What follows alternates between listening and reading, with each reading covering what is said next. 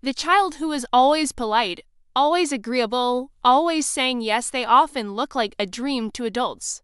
Teachers praise them, parents trust them, and relatives compare other kids to them.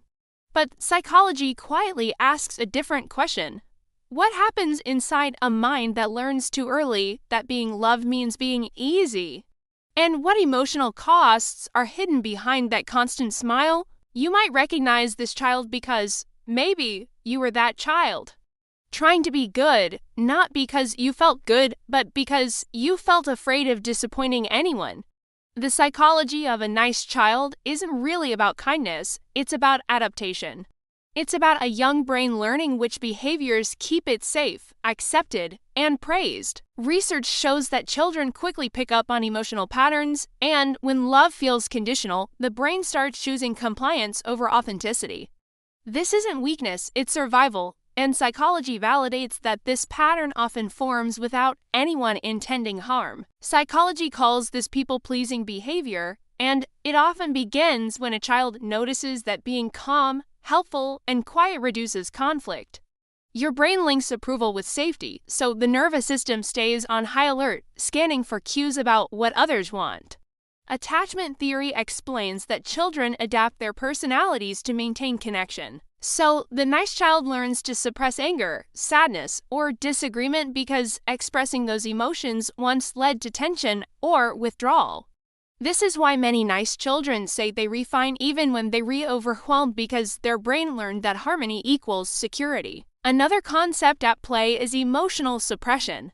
Research shows that when emotions are repeatedly pushed down, they don't disappear. They store themselves in the body and the nervous system. A nice child might experience stomach aches, headaches, or unexplained anxiety because their emotions were never given language or space. Instead of learning how to regulate feelings, the brain learns how to hide them.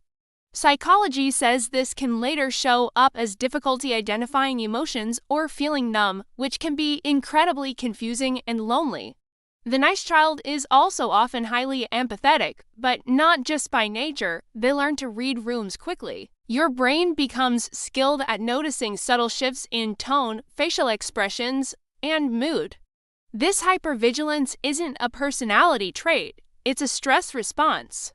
Psychology explains that constantly monitoring others keeps the child one step ahead of disapproval, but it also keeps the nervous system in a state of tension. This is why many who were nice children grow into adults who feel exhausted after social interactions, even when nothing went wrong.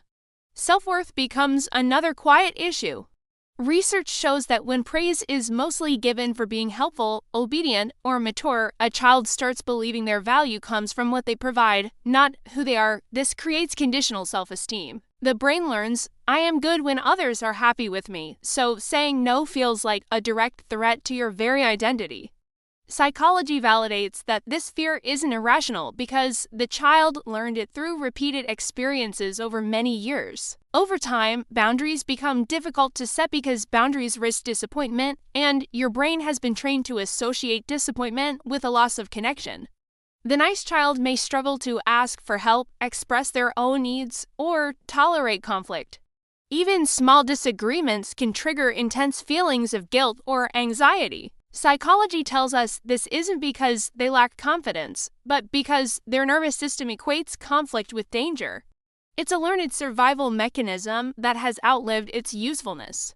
So, if you recognize yourself in any of this, psychology wants you to know something very important. This was not your fault. Your brain did exactly what it was designed to do. It kept you safe in the environment you were in.